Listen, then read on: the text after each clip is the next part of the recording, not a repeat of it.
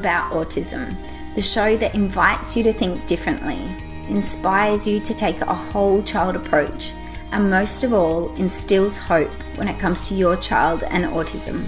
I'm your host, Rhiannon Crispe from homebasehope.com.au. Let's get into it.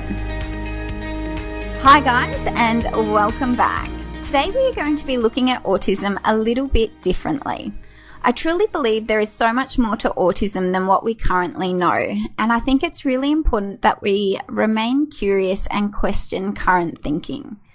I also think we need to be open-minded when it comes to intervention approaches, and I couldn't think of anyone more knowledgeable on the topic of reframing our thinking about autism than Holly Bridges.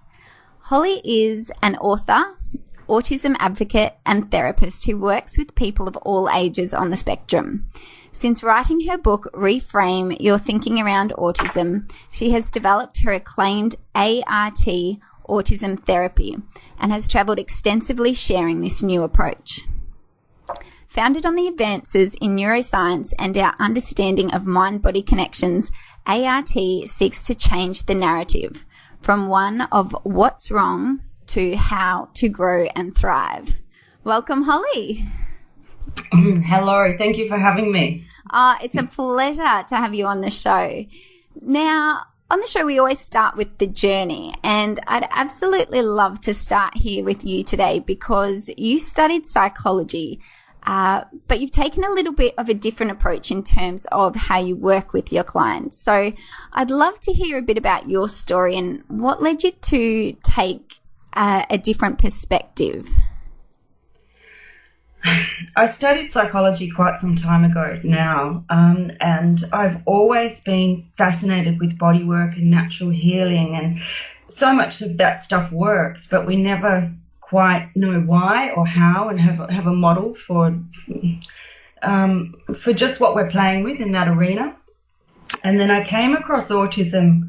I've been working with people with learning disabilities and things like that, and playing around with brain plasticity, and if you can make the body comfortable, the brain works better, that sort of thing, and how the eyes interact. And then I met a family with autism, and the dad and the kid had autism. He was about 15, and I really resonated with it, and I saw myself in it so much. But having studied psychology, I went, well, I'll have a look at it, but nothing much added up.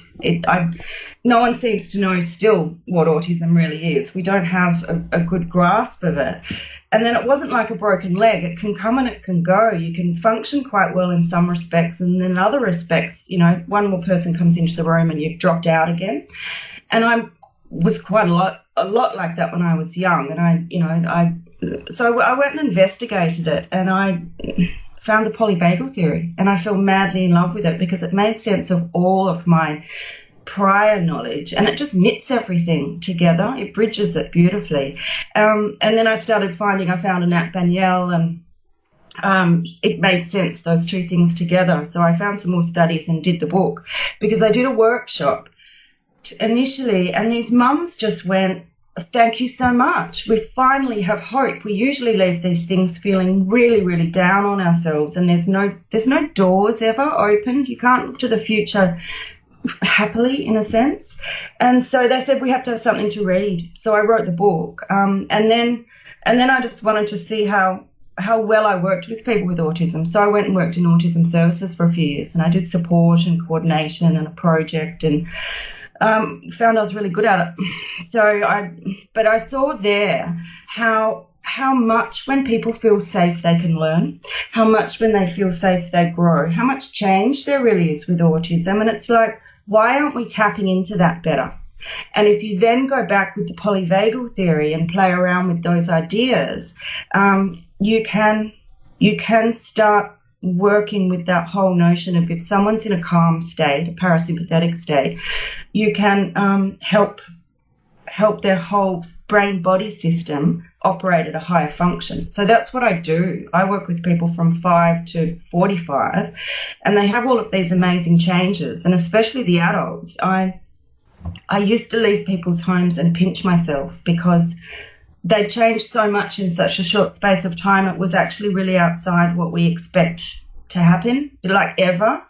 People would be articulating a really high order level, and their families would go, we just never expected to see this person. So I don't know, I've just followed my piece of string and played around with it, and I love it. I couldn't do anything else now.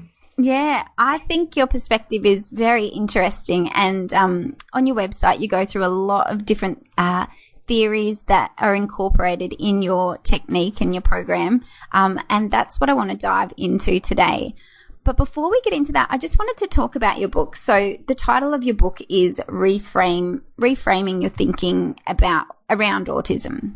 And I suppose the obvious question is, what do you mean when you say that we need to reframe our thinking around autism? What does that mean? What is our current thinking? What do we think autism is now? And how do we need to reframe it? Our current thinking very much bases one way or another around the brain, and it being a problem with the brain or a neurodivergence. But there's so many physical aspects to autism. People have all these comorbid issues, and we go, oh, that's just autism. But it's a whole body experience, and the whole body goes into shutdown, and the whole body is soothed by sensory things. So we really need to broaden and expand our understanding. And again, like I said, it's not like a broken leg. It's not like there's a part of the brain broken. The whole system sort of moves around. So we need to reframe it in terms of widening our definition to include the body, and we haven't had a model for that works. And it's why the polyvagal theory for me is so useful, because it's a systems theory rather than a gene or we can't pinpoint it so specifically, and I think it's because it's a systems issue. We just haven't been sophisticated yet in understanding the mechanism between the brain and the body. So it's a bit beyond most people to think that way. And I'm really good at it for some reason, and then I make a Dr. Zeus version of it. But it's simple for people. So when I do workshops, sorry, it's a bit long-winded, but I do this diagram, and I talk with adults on the spectrum and mums and stuff, and they just go, oh, that makes so much sense. And it's not like parents don't know a lot. They're more well-read than the therapists half the time. They're really involved and know so much. And so I think all I'm doing is actually just putting everything together for them. And even speech therapists will go, oh, we learn all of this stuff at uni, but no one's ever put it together quite like this. And then it just enables this leap in understanding. But it is a shift in cognition, and we've been stuck in that very medically oriented brain deficit kind of thing, and we don't get very far with that model. No, I totally agree. I think we do need to be very open-minded when it comes to our perspective of autism and what we think autism actually is. Autism, it's so complex and it's so broad that we need to be flexible in our approaches, because we know, the spectrum's so broad. So what works for one child isn't necessarily going to work for another child. We can have children that are polar opposites. So, yeah, I think it's very important to be open-minded about the approaches.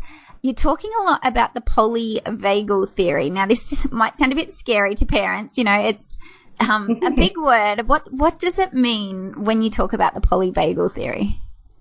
You can get really complicated if you feel like it, and people do, but I don't see the point. I think in a nutshell, the body goes into it has a learnt response. I had this perfectly. I say this all the time. The body has a learnt response to pain and fear and can go into an involuntary shutdown as a safety mechanism. Full stop. We have three ways to keep ourselves safe as mammals, and all mammals do this. Human beings are just, more advanced on top of that, but as creatures, we can socially engage to keep ourselves safe. So we smile at people, we make eye contact, we soothe them, we can bring them down. That's our first threat response. If that doesn't work, we can go into flight, fight, or freeze. So our physiology will start going into a more hyper state, but we can still think our way to choose one of those three options. more or less, depending on who you are and all your learning and what's happening. If that doesn't work, we can go into the third choice, and this one is the one that Dr. Porges, who's the creator of the polyvagal theory, he's an American neurobiologist and brilliant.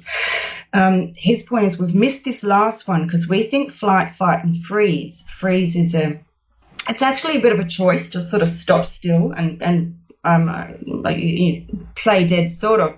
But there's another one where your body will actually drop you out in order to keep you safe, like a deer or a rabbit in a headlights or something. It will turn you off in order to keep you safe. So there was a story I listened to once with a guy in a safari park, and a lion came into his car, and he survived. But he said, I could feel the mane on my breath. I could feel my face. I could feel the breath on my face, but I couldn't blink and I couldn't swallow and I couldn't move a muscle and there was no choice. And I had to wait till the lion went away. And it's that our body actually has this function, and we use all three depending on what's happening, and we sort of learn with the first two how to play around with them.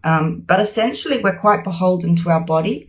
And so that is the whole interplay. If you start looking at it with autism, we are very beholden to our body. It's very much, people say, I'm locked in a body that doesn't work for me. You get these guys who suddenly would slowly learn to type when they haven't been able to articulate for their whole lives. And people think often that they don't know anything or they're stupid or they're, whatever.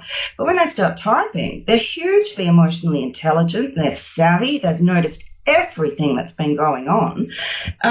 But their body's been in a lockdown state because and it's a continuum. It's not one or the other. It's just it can slide down and go into a depressed state in order to keep you safe.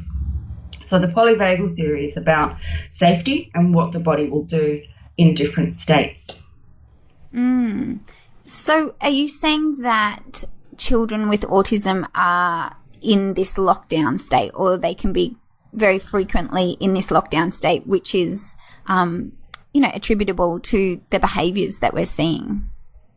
It's a very good theory. So, yeah, and I see it because I see so much change, and I think it explains the change. Again, it's not like a broken leg. It moves up and down.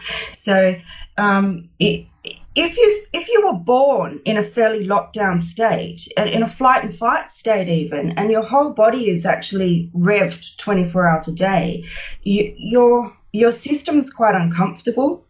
Your eyes are quite locked because when we go into a flight or fight state, our eyes are actually go quite rigid. Our hearing shifts. We can't listen to all sorts of other tones because we're very focused on safety. But the body it's actually not a choice. We're kind of, if that's your normal, because you were born like that, how do you know to be anything else unless someone shows you in a sort of physiological way? And so it's kind of that. And yes, the behaviors, how do you make eye contact comfortably in that state? Your eyes actually aren't physiologically in the right place. When you're in a parasympathetic state, a calm state, your eyes are much more fluid and open and you can allow the world in. But if you've never experienced that, you can't do it. So what I do with my work is I go kind of 5 steps backwards from where most people work, and I just teach the person how to be in a parasympathetic state, what that feels like, because they've never really felt it. And it is, again, a continuum. Some people have been very locked down and they've never spoken. Some people have, but, like I work with a guy with pandas, and he was talking when he was younger. He's in his 20s now, but he got an staph infection, and he can't now talk very much at all and can't wear clothes, and he's very distressed physically all the time. But we slowly start working to wake the body up in various ways for what suits the person and what makes sense to them. Things start to happen. So people start talking. I've got one mum on one of my videos that just went, we had one session, and then we went to the Christmas parade and he was talking in whole sentences, and it was one session.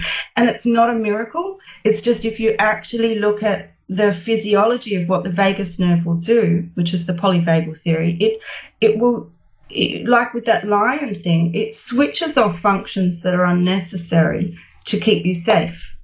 So if you make the body feel safe again, and you play games and do fun stuff with the person so that they engage, all of that almost, like, I call it your social software.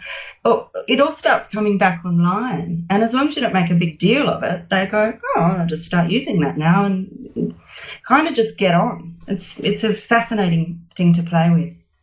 That just makes so much sense. It really does, that children are living in this, this state that potentially they were born with and they can't get out of. And if you teach them that they're safe and show them how to be safe, then, they can access higher level cognitive functions, like language and communication, and be able to play and do things that other kids their age are doing. And you can't intellectually teach someone how to feel safe. So that's what we do often with our therapies when we're starting to understand the polyvagal theory. Even we go, well, your body's gone into flight or fight, and we teach people how to think themselves out of it. But it's impossible because they don't know that state yet. So all you have to do is actually go back first and teach them that at a physiological level that makes sense to them. And then, yes, all of this other stuff starts to wake up. So when we're in a flight or fight state or an immobilized state, our connection to our frontal lobe gets really quite depressed. And, that's all executive functioning and things like this. Connection to the cerebellum changes enormously, which is movement and posture. And, you're in a very different vestibular state, hearing and balance, everything, when you are in a flight or fight state to a parasympathetic state. So, it's all connected, the brain and the body, all of the time. And so you can be really intellectual about all of that, or you can just remember that everyone's got a body. And so you teach them what's happening in their body, and they have a sophistication about that and an intelligence. So with each person, you just start weaving that for where they're at. So there's not a really one size fits all, and that's why I call it art as much as anything, my program, because it's very artful how you play with someone. It never looks the same for any person, in a sense. It has to, because you have to woo people, you have to get them curious. They're a bit jaded often. I have 17-year-olds. I've just had a 19-year-old come from Melbourne, and he for a week intensive, and we initially did a Skype, and it was hard to even get him to do that because he's done all of the therapies and everything, and he was really jaded, and he didn't have any faith anymore that anything was going to be any different. Doing a double degree, like bright, everyone's bright, but it made sense to him. Like you just said, he went, oh my God, that makes perfect sense. And then I went, let me show you, because I've got this great exercise that takes about 15, 20 minutes, but it's like you've been meditating. It's really relaxes you and clears your mind. So I get the mums to role model. So I got the mum to do the exercise so he can watch and kind of feel safe learning what I'm trying to do. And often the mums look about 10 years younger because it relaxes you so much. It's really nice. That he really wanted to do it after that. So then he did it too, and then he was like, great, I'm in. So he came for a week, and we had this wonderful week together, and he left so different and so happy. And it's kind of astounding in a funny way because we just don't really see this very much. I had a text last night from a mum of a 5-year-old, and we've had 3 sessions, and she just went, oh my God, he's playing in the front yard. I was quite emotional last night. He's playing in the front yard and kicking the ball around. He's never done that. So these people just start to wake up slowly but surely, and we're not teaching them how to kick a ball or ask how someone's day is and care about someone other than themselves. They just actually can let the world in enough because their body's in a state to be able to allow it, and then their mind follows. It sounds amazing. I'm really curious how because obviously you're saying a lot of therapists operate from this intellectual model where we're teaching certain behaviors and we're teaching what to do. How do we operate from teaching from a physiological model like you're talking about? What does it actually look like? I'm trying to get a vision in my head what you might be doing in a session. Could you give us any examples? I can, but I guess what I'll do is come right back again and say we have to reframe our thinking around autism.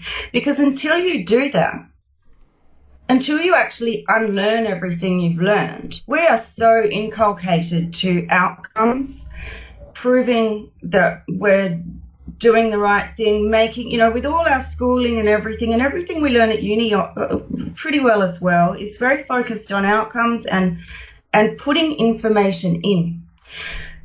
There's not a lot of trust in the implicit inherent intelligence of the individual in front of you, and especially when you're talking about autism. We have this brain deficit thing. We are inculcated with it. And so if you don't take that out first and unlearn that, you don't get very far, because the person in front of you knows you're still trying to fix them, and they know that you're still trying to career them somewhere. And so I think the artfulness in that sense of what I do is I don't care.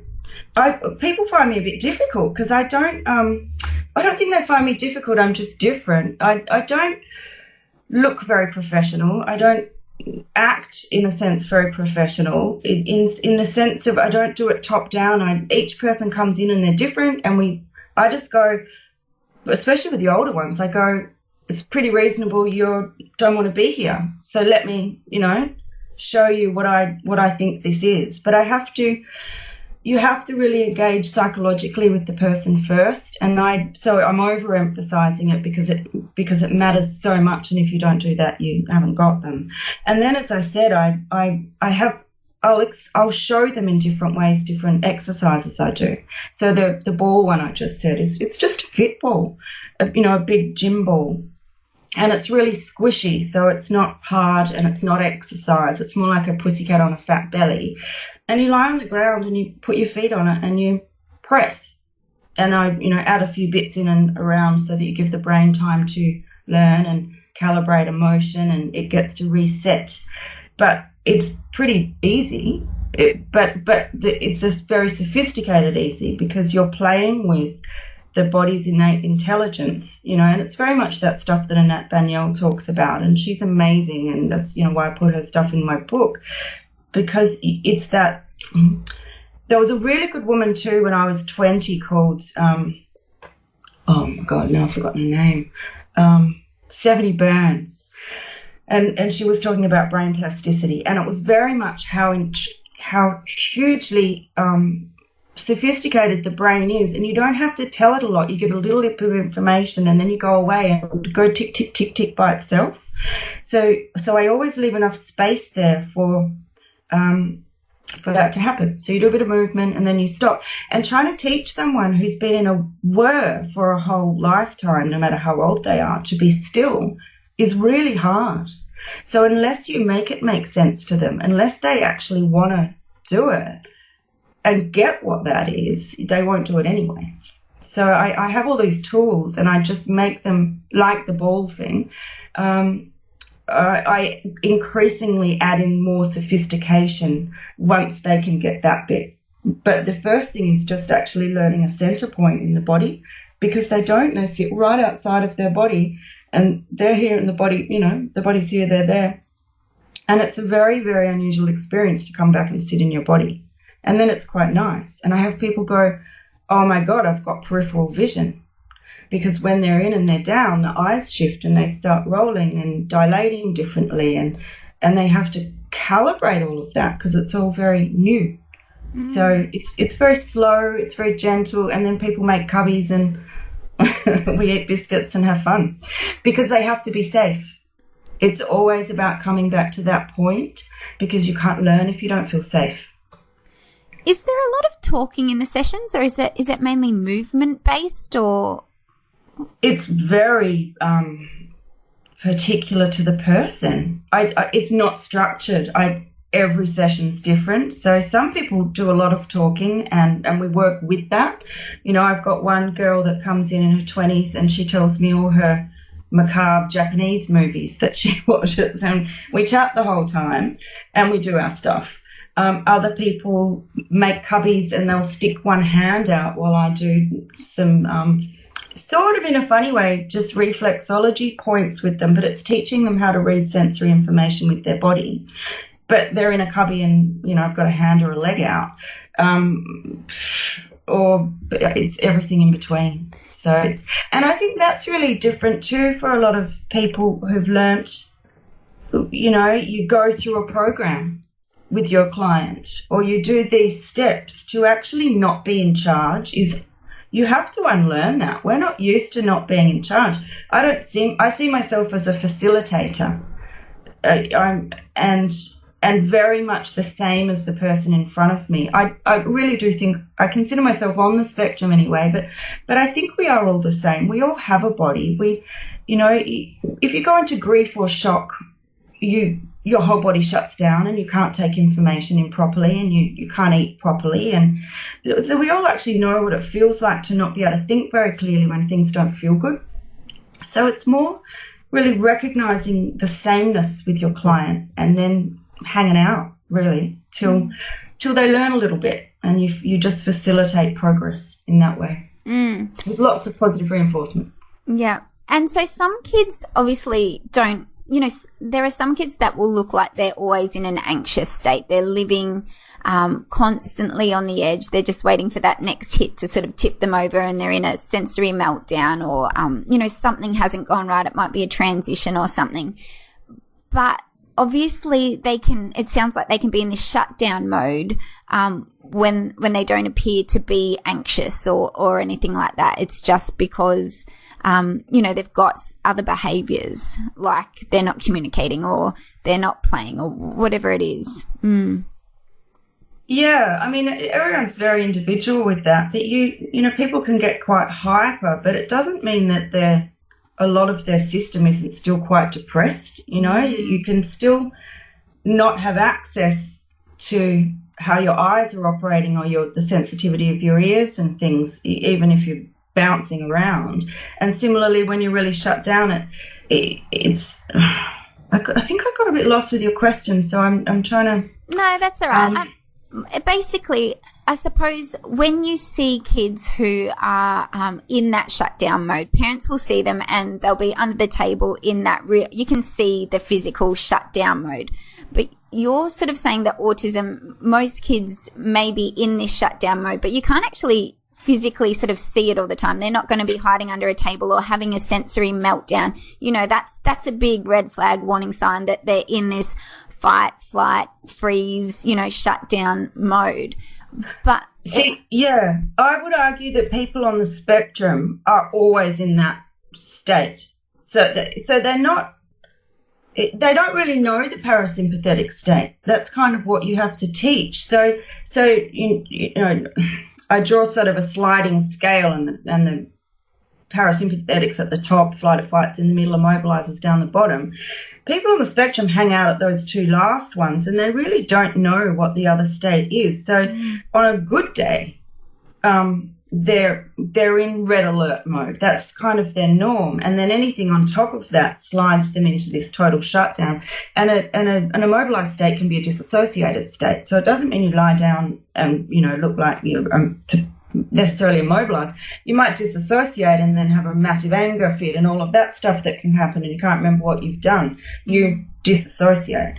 But people, you talk to, especially girls on the spectrum, I think this is very relevant.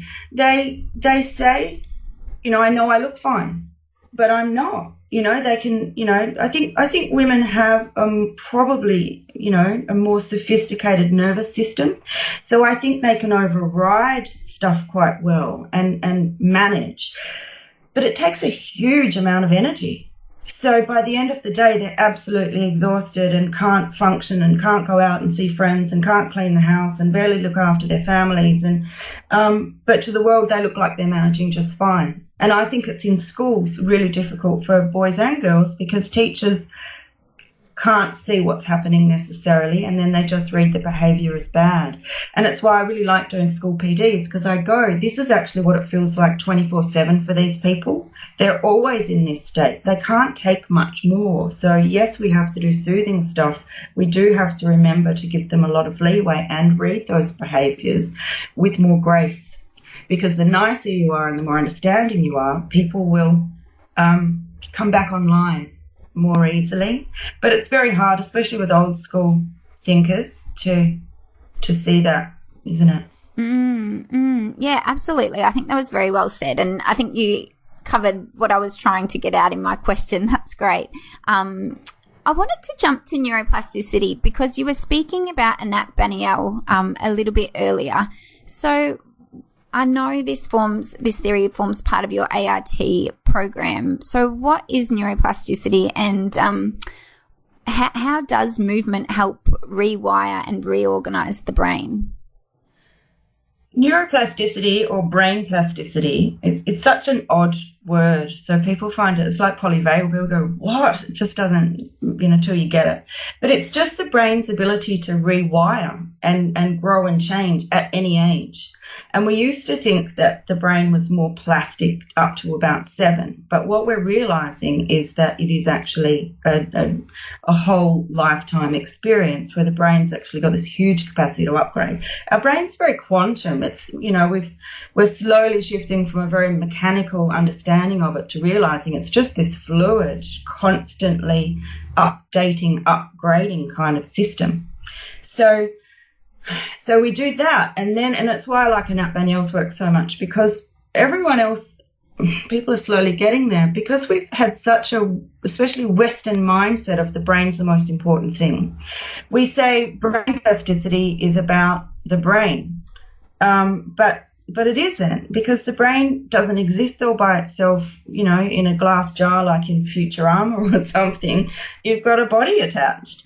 And everything's bidirectional. You've got information coming up and down. The body informs the brain so much more than we give it credit for.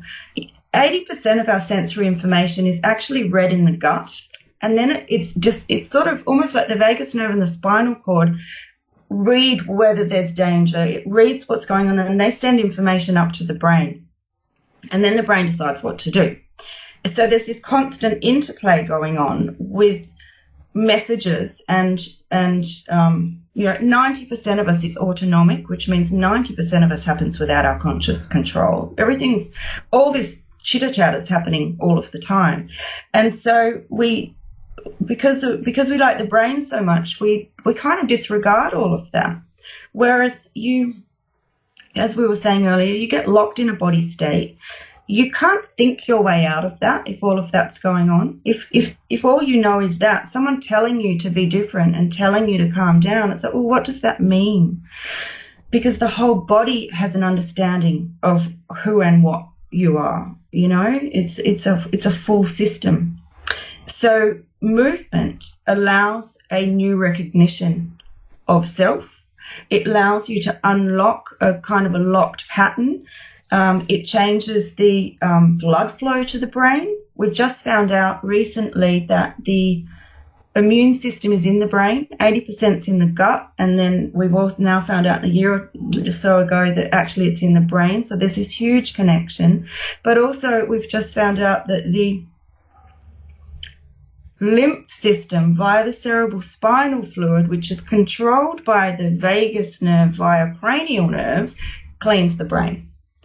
So you're talking about the lymph system, that's the body. So if you have that in a seized state all of the time, how much of information flow, good blood flow, cleaning, connection to self can actually happen. You soften the body state, you do it safely, you're allowing all sorts of really necessary body flow and movement to come in, which has to affect your mental state and your capacity to be in the world. It does. And it does. Sorry, let me say this because it's fun. Go for it. What I find is, like with what I said with the ball exercise and the mums, we do this exercise, it's a whole body exercise, and then you sit up and your head's quite clear. And I think it's actually drained the brain as much as anything and stopped all of those information panic going up to the brain, because people look 10 years younger and they just go, oh my God, I feel great. So it's that, except people on the spectrum, you can't necessarily even do that with them to start with because it's overwhelming because they've never ever felt it. So you have to go very gently because you can't just shift people to a new state without them being able to catch up, kind of thing. Yeah, I totally agree. I think, the brain is connected to the body, and what happens in the brain, there's a flow-on effect, and it's not an isolated island. We need to look at a multi-systems perspective of autism, I suppose. And I do, like in your book, Reframe, You're Thinking About Autism, you talk about it not so much the type of movement that kids should be doing, but it's how the movements should be done. Did you want to touch on that a little bit? In terms of slow and intentional, those sorts of things. Yeah, I mean, it's very much, Annette Manuel, which is, I put the 9 essentials in there because she articulates that stuff so well. And so it's worth looking at that for those reasons. In practical terms, again, I'd go back to if you are too disciplined even about being open or aware or slow, you lose the kid as well. So you always have to make it really accessible for them and fun, and not mind if you don't achieve anything in a day because they have to want to learn and they have to want to listen. So it's always finding a way to make it meaningful for them. And so in a sense, like I'll do the ball exercise with a kid once if they can. And then I might go really fast, just go hell for leather, go really fast, and then go really slow, and then go really fast again. So that the first step is just actually engaging with it and engaging with their body. That's not actually about listening. I'm actually getting them to a point where they can listen. And then some of them go, well, I'm not doing that. I need to count. And I'll go, great, count to 20. And then that makes sense. And they can be in charge and be empowered with it. And then you can't really introduce listening to the body till we start working out you've got one. So it's a little prior to that, in a sense of finding ways to get them to be slow enough. And then it's, can you be still and close your eyes and let your brain go and do that noticing. So I guess what I'm saying is none of it's very intellectual exercise. I'm not asking them to think slow. I'm not asking them to have awareness. I'm not languaging it at all for them. I'm simply making enough space and enough curiosity so that can be enabled. Does that make sense? Yeah, totally. It does. It's so interesting. I find it so fascinating, the work that you're doing. Another theory that you talk about is the interoception, and that's weaved into your program as well. So before we get into sort of the nuts and bolts of your program, can we talk about interoception? Because, as an occupational therapist, it's one of our senses, and we have 8 senses, and this is a hidden sense. We can't see it like we can see our eyes or our nose or our ears. We don't see it, so a lot of us don't know it's there, and even a lot of therapists don't even know we have this sense. Can you talk a bit about what it is and how you use this theory in your program?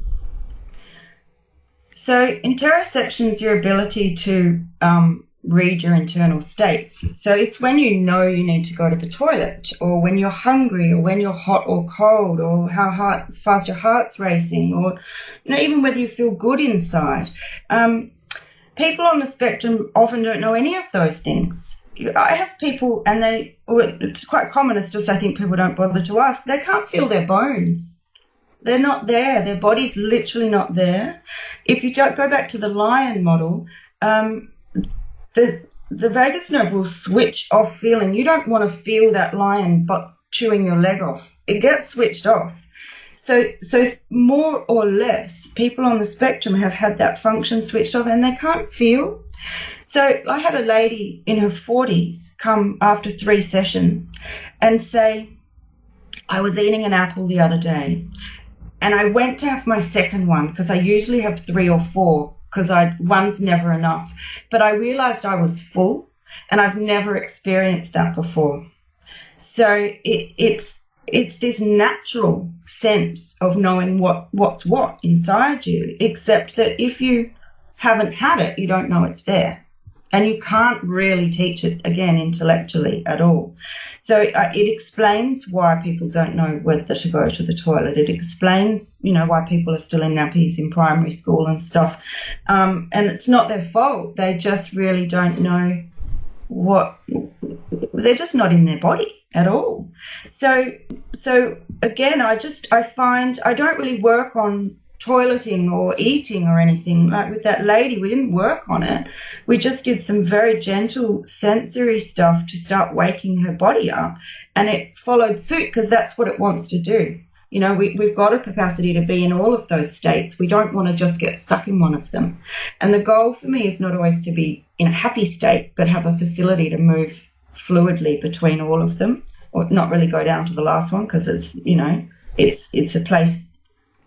It's an extreme place. You don't want to live there too often. I think some people do. So I teach it via, I guess, the way I was talking before with making people feel safe enough that they're curious enough that we can let their brain and body have some time to chat. And what you do is you find that the brain starts going to find the body again, and it does, and it starts making a better 3D picture in the brain, and it starts knowing itself, and movement is easier and posture is easier because everything's in a more fluid state. But I had my chat yesterday with Skype from Seattle, and he got really quiet. He gets really quiet. He doesn't talk a lot, but he's talking a lot more. But he went, I can feel the bone in my leg, and it's profound. And you just wait and listen while he processes that, and it's profound. But then at the same time, I get emails from his mum going, he's doing all of this at college. Things are going so much better. He's talking more. He's, all of this other stuff starts to unravel and blossom while he's very quietly finding his leg bone. Because how hard is it to live in a body, especially for men, I think. They're supposed to be able to respond and tell their bodies what to do to fight and defend and, and just be embodied. And if you don't have one, it's very unnerving, isn't it? And you're not resilient particularly. I'm so curious. What could you give us some ideas of some of the exercises you gave this particular man that you're talking about? So he had that sense of body awareness, just so we can get a bit more of a visual of what sorts of strategies you might be implementing. I did an intensive with him in Seattle. I was in the US a few months ago, and his mum's actually on one of my testimonials. It's quite good fun. But he came to my workshop, and I'll go back to this again just to stress it. He came to my workshop and he barely spoke. His hands very shaky. His body has not been strong. Very weak hands. Very not a lot of sort of strength in them, and people often have quite clawed hands. It's somewhat, it's an automatic response to go into flight or fight state. So people are often like this all the time. But I could see his eyes were twinkling by the end of the day. So I was really excited that I'd made sense to him. And he went home and said to his mum, "Oh my God, this makes sense. Nothing else has done this for me." So he came and did a week intensive. All we did for that week, all we could do, because his body was so fragile. I couldn't do that ball thing with him. It would have overwhelmed him. All we did was a sort of a technique I've worked out to do with reflexology, because I found all of these points on the hand relate to the cranial nerves. And I found it out because I went looking for something, because I had a guy in a wheelchair at one of my workshops for people who work with disability, so I couldn't do my gross motor stuff with him. So I went to find something else, and then I practiced on everyone I could find. And it drops your state like anything. It's fascinating. You have to do it in a certain way. But at the end of this workshop, this guy in the wheelchair goes, I know it's going to sound really funny, but I've got tingling in my feet and I haven't felt that for 20 years. He was so blown away. Everyone was in tears because they all work together and they're lovely. But it was quite amazing. But again, it's not a miracle. It's just the vagus nerve will depress information flow up and down the body. So for this guy, all I did was this. And that, even just these points, sending information up the body, I think down to the gut, it gets assessed in the gut, then it goes back up, and the body sort of going, great, give me some sensory information, let me work it out, was huge for him. It was huge. Was he defensive to touch or anything prior to that? Well, no, because he had chosen to work with me. So I go very gently and I go, look, this is what I want to do. We're going to try it. If it doesn't feel nice, we stop. We go really slow. We really listen.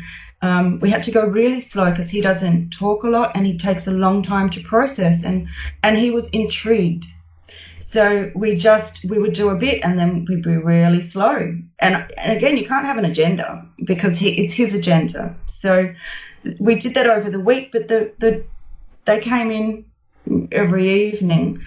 The next time they came in, his mum went, he woke up, so like after the first session, and we probably didn't even get through all of the fingers. We don't do both hands. It's just one hand and a few other points.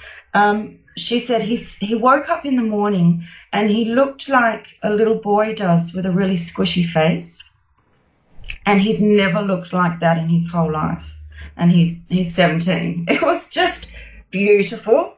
So it's like his body felt better. And then it started to warm up.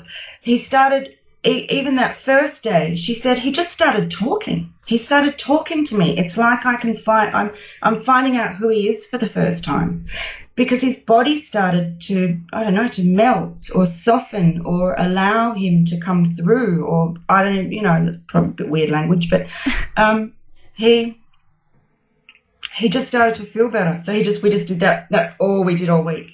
He could, that was, as absolutely much as he could manage just to get used to these points. And each day he would get better at coping with the sensation.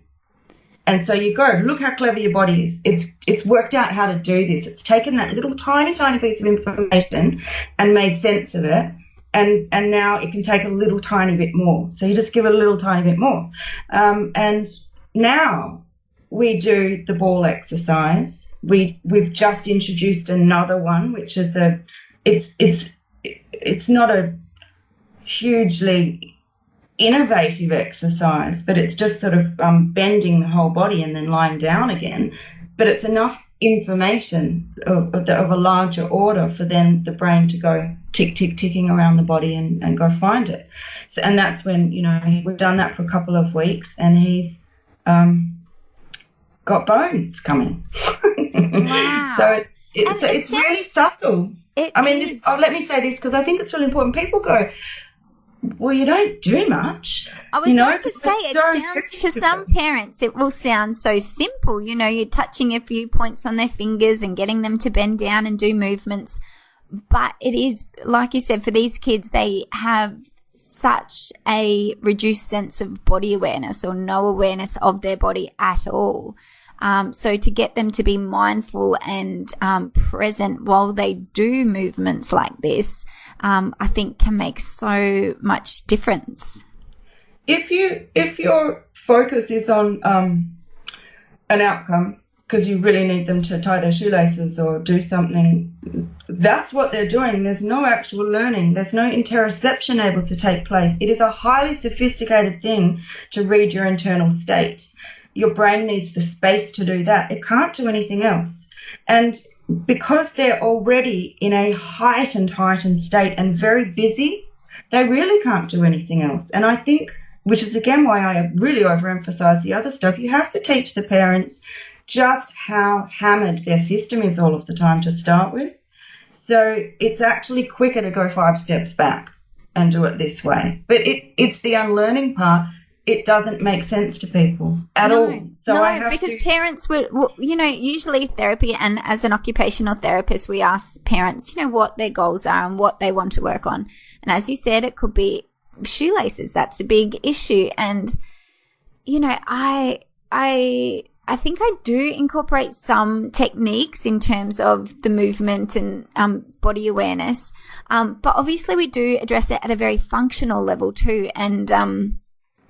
And we have that goal in mind. But I think sometimes we need to sort of just look at them where their development is, and just provide them with the tools and the resources so they can get there naturally. Like they will get there, but we've just got to give the body the tools and the resources so the outcome's almost spontaneous, Yeah. Exactly. It's really hard to get your head around it, but people want to be able to tie their shoelaces. Now, I've got the guy I work with Pandas. When I first started working with him, he's in his 20s. He's got autism as well, but he could speak earlier.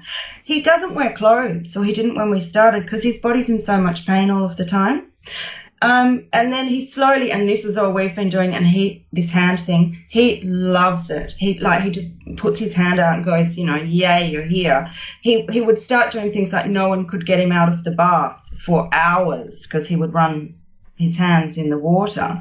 If I come to the door, he's up and out straight away and in the room going, let's go. And I've just taught all his staff to do it. And one of his lovely, lovely staff, she knew what she was asking, and it's the same thing that you are because of what you learn in OT. She's an OT. She said, can we use this stuff to get him to do stuff? And I went, absolutely not, because the goal isn't to get him to do stuff. The goal is that he feels better, that he knows what that feels like, that he can learn to settle his system as he goes. What he did, though, was start spontaneously wearing clothes, putting his shoes and socks on, going to the front door and wanting to go out. So he spontaneously, people want to have a life. They can't because they're stuck in this system. You drop the system down, you get them reconnected and safe. This girl, I worked with her for a year on a project, not in my work, when I worked for Autism Services, and I had 3 people for a year, and we had to see what we could produce in these quite challenged clients. And no one could get her to do anything. She wouldn't bake cookies. She wouldn't go out. She had epilepsy and Asperger's, and it was really tough. And I tried lots of ways and sent her to a psychologist to see if we could help her feel better. But the psychologist that had her when I started doing this full time sent her back to me because it didn't work. It kind of couldn't crack her, and she was very defensive. And she started working with me, and I had to say, look, I know you think this is rubbish, and fine. Give me 10 sessions, and if I don't do any good for you, I'll give you your money back because I think it will be useful to you. So she stayed. But she, in a very short space of time, going from being really nervous, would kick her mum out of the office and go, I need some space. Her mum had to stay up every night normally and put her to bed and do a hand cream. She's in her 20s. She does her own hand cream, puts herself to bed, showers herself, joined a Japanese class, baked cookies for the Japanese class, and went to the Christmas party before she'd met anyone and went on her own. And we didn't work on any of that. She just felt better. And so she blossomed. And how do you know what a tree is going to look like? You don't. You water it. It's a really different model, and that's why the unlearning part is so massive, because we're not used to thinking like this at all.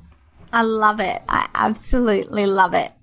I think we've spoken a lot about the sort of techniques you use in your ART autism reframe technique, but is there anything else you want to tell us about the program? It is actually really easy when you get your head around it. Like, I teach parents really simply once they get it. And then they're off and running. I really like to give people stuff to do at home. I like the mum and kids to bond really well. Or the opposite, as people get older, you can have a 20-year-old who's kind of been stuck being a 12-year-old because she doesn't feel great. They emancipate and they start living their own life. So you just I give people as much space to be empowered to do it themselves as quickly as possible, because it's your body, you know best, and what you want is to. I don't really want people dependent on me to make them feel better. I just want them to know how to feel better by themselves. And you can use all sorts of tools, but if your body is the tool, you can take it anywhere. It doesn't matter if you accidentally leave it at home, because you don't. And it's that. So there's this huge facility and resilience that starts growing as the body starts feeling better, but it's yours. And it's at any age, which I think that's the most fascinating thing that I'm doing. I'm working with people in their 40s, and they feel so much better and happier and blossom and just get on with their lives. And we don't really understand that that's possible yet. It's fascinating. Fascinating. Absolutely fascinating. Let's head to our 5 rapid fire questions now. Alrighty, so number 1, what is one habit that parents can implement today? To take a step back and just start to appreciate behaviours from an understanding that the person's doing the best that they can all the time, even if it doesn't look like it. Awesome. And it's easier said than done. I'm a parent, but yeah. Awesome. Love it. Number 2, what do people never ask you that you wish they did? People ask me really interesting questions because they're fascinated and they go, this makes so much sense. So I don't actually have anything they don't ask me. It's always quite good fun. That's great. That's great. Number 3, what book would you recommend that all parents read? Reframe Your Thinking Around Autism. Yeah, absolutely. It's very easy to read. It is very easy to read. It's thin. It's put in very layman's terms, so anyone can pick it up and read it and understand it. Number 4, what is one of your top 3 unfinished bucket list items? My huge bucket list item is I want to grow a forest in the wheat belt under the guidance of this guy, David Kennett from Auria. He grows trees. It's a bit like Findhorn in Scotland. He plants trees in summer. He divines where they need to live on his property. He plants them in summer. He waters them once, and all these trees grow. So I want to build a world-owned community forest in the wheat belt, like salt. Oh, you are so fascinating, Holly. Absolutely fascinating. How long has that dream been in there? Probably since not long after I met him, but probably 3 or 4 years. So I play around with it and I'm too busy now. But I won't be. And if I'll get some space and I'll get some, funds at some point. And then crowdfund this thing, so it's fun, but it shows people again what's possible. Community. And lots of things are possible. Anything's possible. Anything is possible. There's possibilities everywhere. Last one, number 5. If you could only offer one piece of advice to parents, what would it be? Be really kind to yourself, because you have a nervous system. If you give yourself grace and you're nice to yourself, you feel better, you come from a better place, but you also can then give that to your children and you can role model it for them. And again, it's easier said than done, but I think especially mothers don't value doing that so much because there's always so much else to do. But it actually is really useful, and I think being kind to yourself is quite underrated. Yeah, I think we definitely put it on the back burner, and particularly with kids on the spectrum, parents want to make sure that they have all the possibilities of success in their life, I suppose. So yeah, so crucially important. Comes back to put the aeroplane oxygen mask on yourself before you go helping others, doesn't it? Absolutely. And we're social creatures and we read off each other. So if you're exuding calm and trust and faith in the whole journey, you elicit that and develop that in your family. It's quite a nice thing to be able to do. Yeah.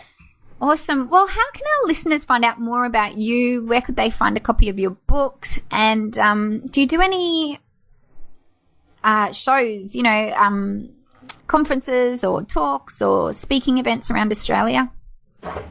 People can find me at www.zebr.co. Or Holly at zebr.co, or just type in Holly Bridges Autism. You'll find me on Google these days. And type in Holly Bridges Autism YouTube, because I've got heaps of testimonials and podcasts on there, and they're quite fun. So that's probably the easiest way to find me. The book's published by a London publisher, Jessica Kingsley, and it's been out for about 3 years now. So that's everywhere online, and you can ask your bookstore to get it in. And then, yes, I haven't got anything lined up yet. I'm going back to the US in March and then to the UK to do some work. I do a lot of Skype, so people can do an introductory session and things like that over Skype and learn about that. I have yet to properly set up webinars. I find them technologically challenging, so I've just sidestepped it, but I will. Probably when I get back, in June, in Perth, we're doing an adult autism seminar. Very much focused on training the police and other services about people with autism and how to read it and how to understand it, so that there's more thought in the work and understanding in the community. So I'm very available to travel, and I love talking about this, as you can probably gather. Yeah. Excellent. Well, thank you so much. I really love your perspective on it all, and I'm so glad that you brought this book into the world. And I think everyone should grab a copy, because it really highlights everything that you spoke about today. And I think it's almost something that, to get your head around it, you have to go back through it a few times. Like even this podcast, I'm going to have to go back through and listen and pause and take it in, because it is such a different concept, and we do need to be open to unlearning. We're very good at being programmed to learn and constantly be bombarded with all this new information, but we're not taught how to unlearn that and be accepting of different approaches and techniques that can obviously be very useful and helpful and beneficial to children with autism. So thank you so much for being here today with us. Thank you so much for having me. It's so lovely to have someone so interested. It's very grateful. It's lovely. Thanks. Cheers, Holly. I'll talk to you later.